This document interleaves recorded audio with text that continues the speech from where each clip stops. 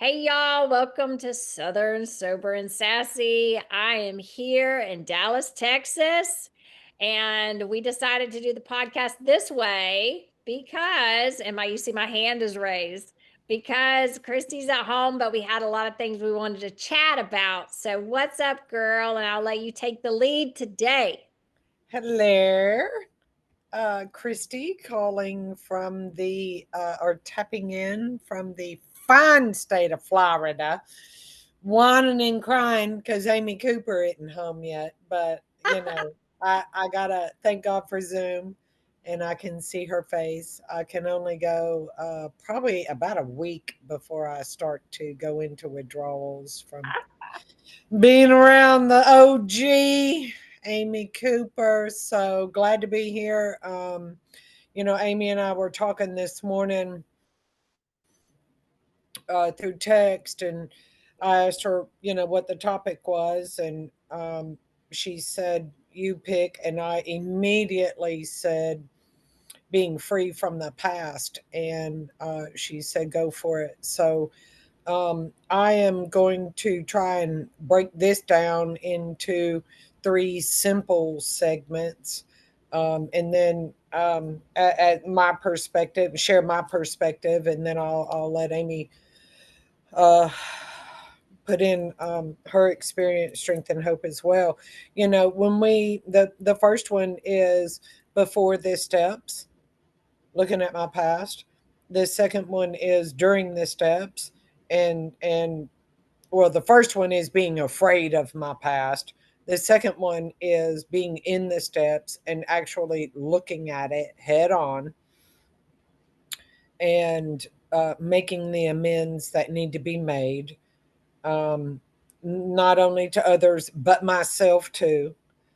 And then the third one is truly being free and letting go from the past. So the first one is, when I was thinking about working the 12 steps, I would look at those steps on the wall, and I mean, it would just shut me down. I would not let anybody know that because I was very arrogant, full of pride, ego, 10 feet tall and bulletproof and blah, blah, blah. But I was also sitting in the rooms of Alcoholics Anonymous. I didn't come in here on a winning streak. And I'm not sitting in Alcoholics Anonymous because everything's okay and I'm the golden child. So, you know, uh, I really had to just look at the brass tacks of it, from the get go. But anyway, I had a lot of secrets, and some of those secrets only I knew. Whew, it's hard to talk about, and then I had a lot of other amends that I had done, or a lot of other things that I had done to other people. And the other people was probably 75%. The other 25% was my own personal secrets and what I had done to myself. And I didn't know a lot about God. Um, and there were two people in the rooms that whenever I had a question about God, I would go to them and they would break it down to me very ABC 1, 2, 3, very simple. And when we started to talk about the eighth and ninth step, which is, um, you know, make amends to, Amy, you're gonna have to help me make amends to others if it Make doesn't them in. harm. Yeah, as long as it doesn't harm them or even harm us. Okay, Giving ourselves that step gives us grace as well because I think the program of AA doesn't want us to continue beating ourselves up. right. So, um, when I went to Shauna, and Shauna was so precious. I went to Shauna and I said, "Look, I'm not too cool about going to admitting to myself and to another human being the exact nature of my wrong." I had finally found a sponsor that I trusted, Plus, I had reached the desperate stage of doing whatever it took to get sober. So I knew that all of this had to come out. So I had found that person. Was it embarrassing? Yes. Did she sit there and eat her banana and eat her yogurt like she had heard this before? Yes. Which gave me great relief, that I was not the only one. Anyway, I went to Shauna and I said, "What if I'm not forgiven?" She said, "You don't get to make that decision." I love that. Yeah. And here was the kicker. She said, "Kristy, when you admit your fault and ask for forgiveness, God forgets it and it goes into the sea of forgetfulness. God forgets it." And that was the turning point for me. That pushed me over the edge of, oh, okay. Well, if he forgets it, then I'm good. I'm like, let's do the step. So that was just my own personal journey, that if he forgets it, then I'm good with God. I never thought that I would just be good with God, and that I just done too much. Anyway, when she said that he forgets it, I was like, okay, cool. I'm gonna do this. Here's the key. I need to forget it. I need to forget it too. Now, so anyway, I did that step very thoroughly. I did it 100%, not 99.9. I had written down 23 pages, but I held one secret in. And as she was coming to the door on that Saturday morning at 9 a.m., I remember I was walking down the hallway towards the front door and I kept hearing the word thorough, thorough, thorough. And I knew that if I didn't get that one thing out, that was the one thing that I had not written down. And I knew that if I didn't get that one thing out, that I was not going to be thorough. And that was the one that kept me doomed. Anyway, went to the front door. I opened it up. She said, "Good morning."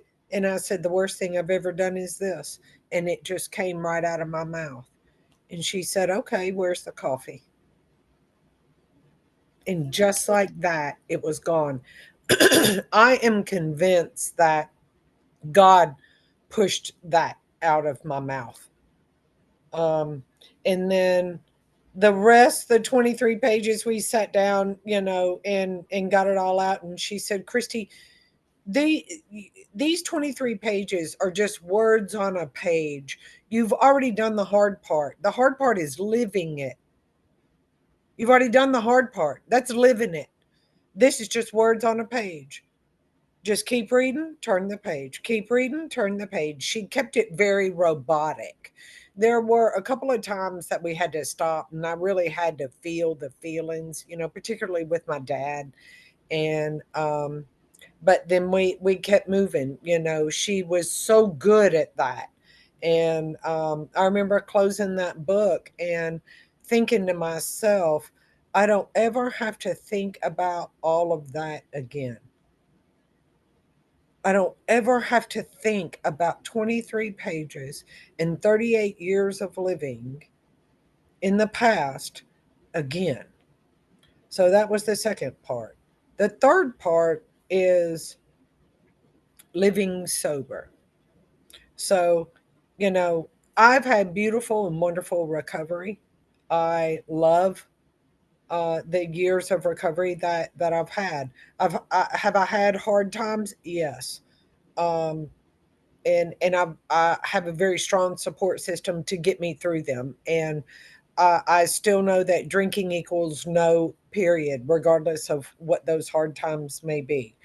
Um, However, there are other people in my life that can tend to remind me of my past. And I have sat down and I have listened to them. Fair is fair. I'll listen. For example, my children, there are things that they need to get out. And this was, I had probably 15 years sober. And there were a couple of things that that, got brought up, that I listened and I said, I take responsibility for those things, but I have also apologized and I've made amends. And amends is not an apology, and amends is a change of behavior. And I have changed my behavior, and I have amended being a drunk mom the best that I can. Period. There came a point in time that I said to her, I'm not going to talk about this anymore. I will listen to you, but I'm not going to let it be repeated and repeated and repeated. I truly feel free from my past now, per the video that you and I were talking about. That guy, we just recently listened to a video about a guy, and he was talking about peace and the value of peace. I've worked hard for my peace. I've crawled, kicked, screamed, cried all the way through it. I have worked hard for my happiness, and I've worked hard for my peace.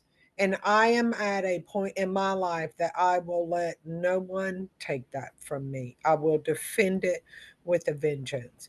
And if chaos comes knocking, or if drama comes knocking, I am unavailable. And I love the simplicity of how he said that. I'm unavailable. So anyway, there there it takes courage to face your past. Um, can it truly be gone? Yes, it can. Yes, it can. I have regrets, but I do not focus on them. God has forgiven me. He has given me a new life, and I need to act like it. And I have to untie myself from the whipping post of the past and stand tall. And God is giving me a brand new life to help other people, and I'm not going to shut up about it, and I need to act like it. And you know, anyway, so there's my 2 cents worth about that, Amy Cooper. I will, yeah, I'll let you take over. So, Oh, I love that. I love that because even letting letting go and doing a 4th step, and because I've done a couple, because after I got sober, more will be, just like you said, it's always more will be revealed and mhm, things would come up. But, even up until this past year, I can't apologize. I can't continue to apologize for what happened in the past. If I could, change it, I think everyone would change their past issues, but I mhm. can't. And it's made me who I am today. I was talking to my girlfriend Cindy, she lives in Texas, and I got to see her yesterday. She was the one I just went to her daughter's wedding, and we were talking about growing up and some of just the crazy stuff we used to do, how our lives being parallel, with parents, etc. And she told me, because we were talking, and she told me, she said, when you went away, I called your mom, and your mom was just beside herself. Now, granted, when I went away, I wasn't speaking to my parents. I wasn't speaking to any family because I had so much shame, blame, and guilt. And she's like, your mom was just beside herself. She didn't know what she was going to do.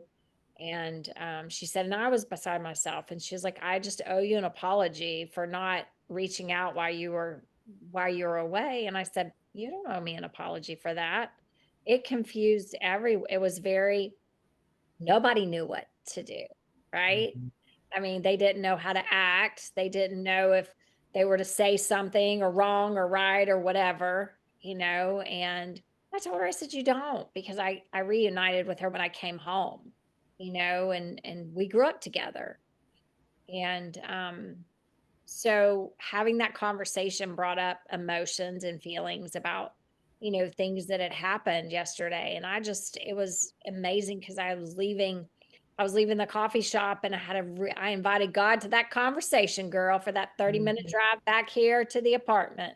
mhm, Because I said, okay, God, I believe that people, places, and things are put in our lives not as a hammer, but as the feather to just softly remind us where we came from so mhm. we don't go back. And Right. it's not in a way of badgering us. It's just a reminder, and knowing that that's not where I ever want to go back to. I love my life.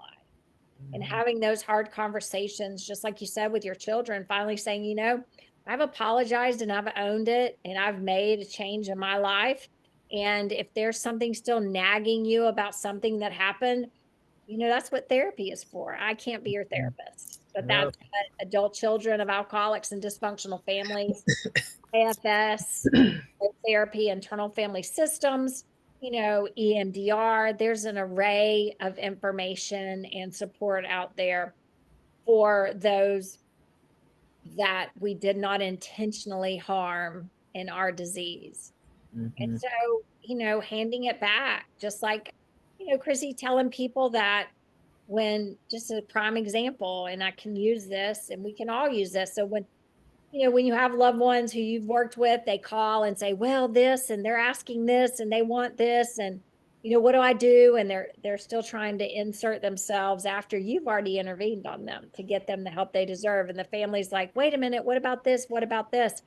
The best advice is just redirecting them saying, listen, you've done your work for them. Now it's time to do your work for you. And you just revert your family back. You revert your loved one back to the clinical team that's there to embrace them, and you get the help you deserve. So mhm, now, if a problem comes up, even, I'm like, there's therapy for that.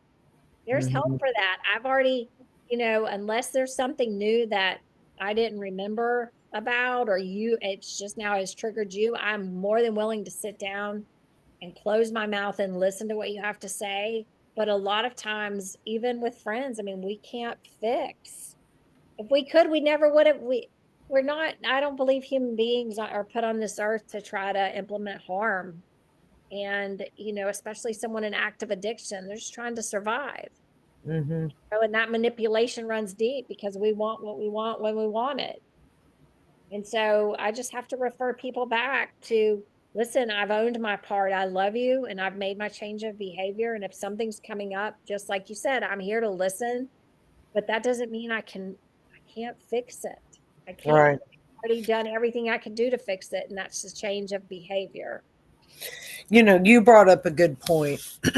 Back to the conversation that you had with your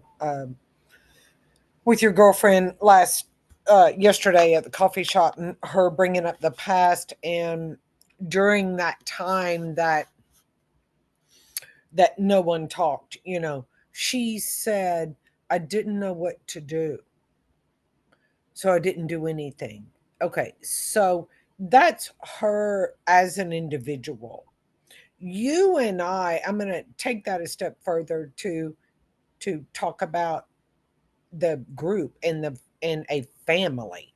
You and um particularly with interventions, you do more than that, you know with family counseling. But particularly with interventions, when we go in to intervene on someone, we take them to treatment. They immediately have a support system. They have someone to help them immediately. That is their job, to help them. And then you have this family system that is just left there with, oh my gosh, what's the next step? What do we do now? I still don't know what to do. I didn't know what to do while they were in active addiction, so we didn't do anything at all, or we enabled too much, or and then afterwards they don't have an immediate support system. Now, in reality, they really do. And some intervention companies provide that. They provide that um, the uh, support system immediately for families. And so some people have that because so many families and people are just like, I don't know what to do. I need immediate direction. And now, so some people have that immediate help. Other people don't. So let's talk about the people that don't, and which is probably a lot of people that are even listening to this podcast, and so you have individual therapists, counselors that can help them, which thus you would immediately come into that picture. You also have Al-Anon. So just and you have family members that are just like, I don't want to go to Al-Anon because I'm not the problem. I get it. I get it. But you can't walk with God and hold hands with the devil. You can't ride the fence. You can't sit here and tell me I don't know what to do, and then me tell you go to an Al-Anon meeting and get a sponsor and you not do it. So fair is fair. I know it's humbling. I know that it's embarrassing. However, if you want direction on what to do next and move from I don't know to I do know, there is help available. And all it can simply be is going to an Al Anon meeting and saying, I need help. That's all you got to say. That's all you got to say. You're going to have 20 people after that meeting come up to you and be like, hey, I'll help you. And so, whether it be family counseling or with professionals, or whether it be through other programs, people really do have the resources to to know what to do next. And some people take it and some people don't. But I think that they fall for the lie that there's no one to help me. There's a lot of people that can help the addict and the alcoholic, but what about me? Well, there's a lot of people that can help you too. And I've heard you talk with um, family members where you redirect them and say, hold on a minute, you do play a part, and not playing a part and not being involved is playing a part. And it's playing a part in the defects and the dysfunction. It's playing a part of the problem. It's not playing a part of the solution. Does that make sense? Yeah, they're enabling with big old they've got the rose-colored glasses on, or they have the blinders on, and they're not willing to they want to offer other people suggestions, but they're not willing to realize, "Hey, I am part of the problem." And people get very taken aback. "I'm not the problem." Well, if you're not part of the solution, you're staying in the problem. You know, Hmm. I heard, addiction and alcoholism is like a contact sport. Everyone participates, even if you're sitting on the sidelines, even if you're a bench warmer. Everybody has a part. And I love what you said about, our fourth step, because our loved ones get to do a fourth step as well. And, Hmm. owning my part of not doing something is doing something. Right.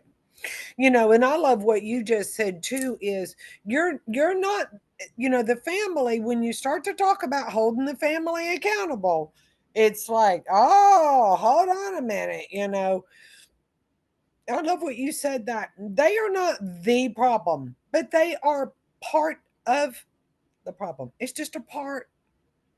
You're not cracked out on fentanyl, cocaine and alcohol. You're not the problem, but you are a tiny part of it. Like, and enabling is one of those.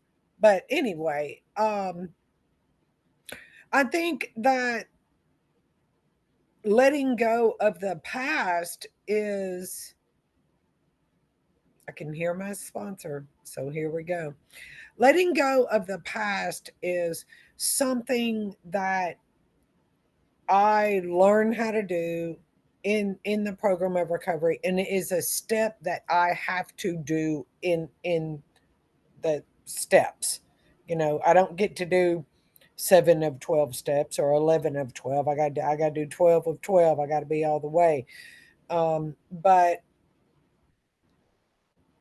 I learned how to let go of the past. I may have family and friends and coworkers that don't let go of the past. And I can hear my sponsor saying to me, Kristy, they don't have a program.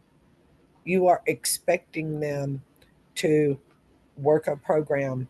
They're they're not addicts and alcoholics. They didn't have to go to treatment. They don't have to live a spiritual life or die.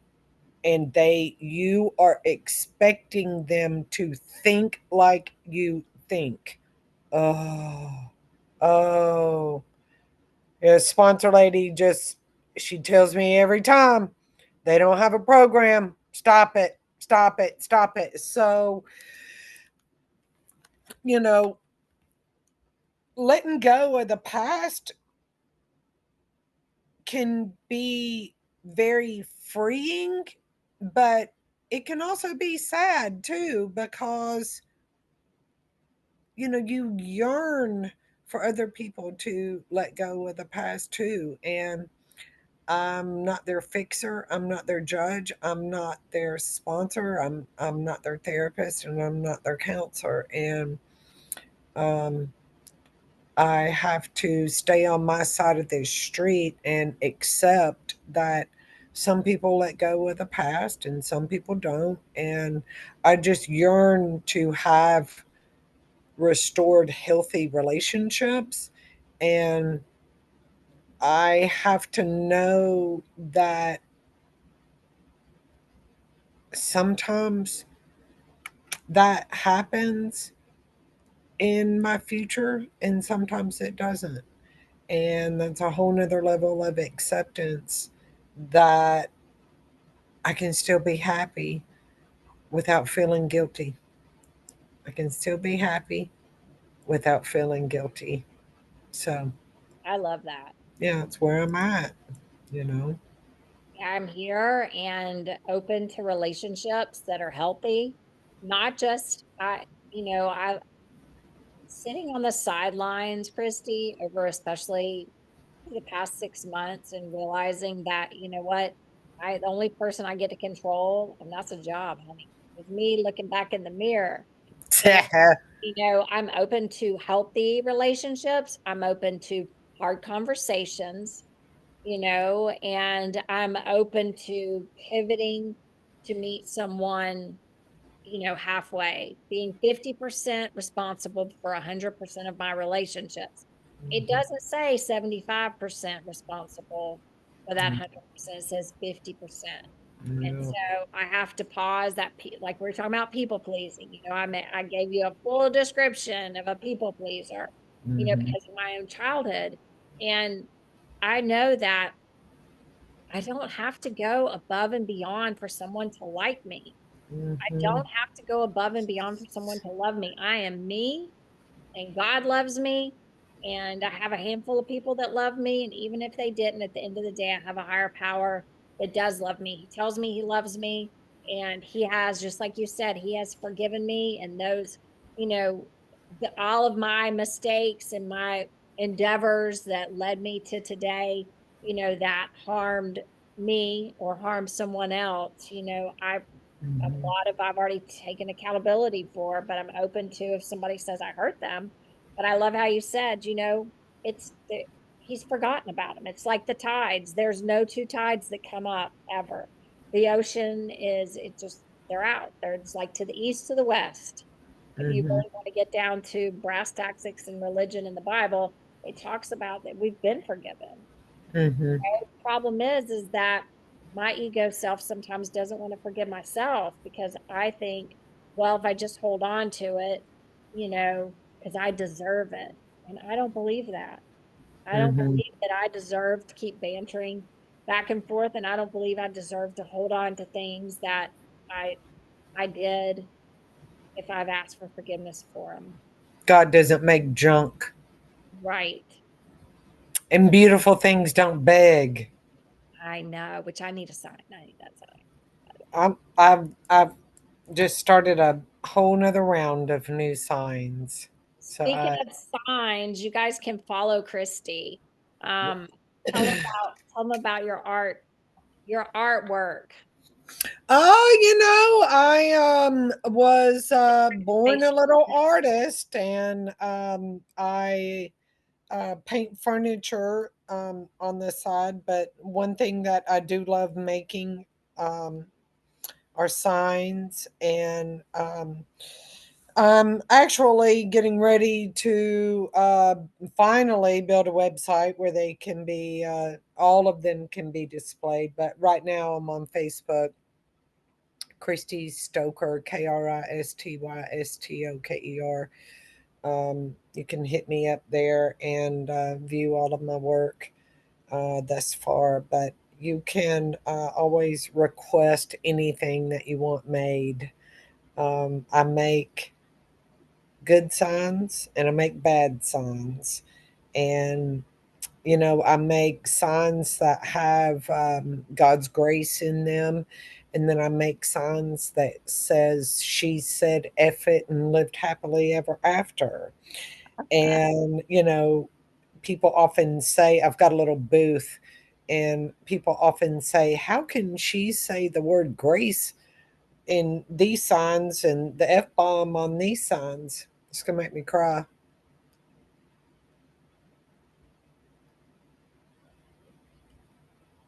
I say because I've had the privilege of living a double life, and my art reflects that.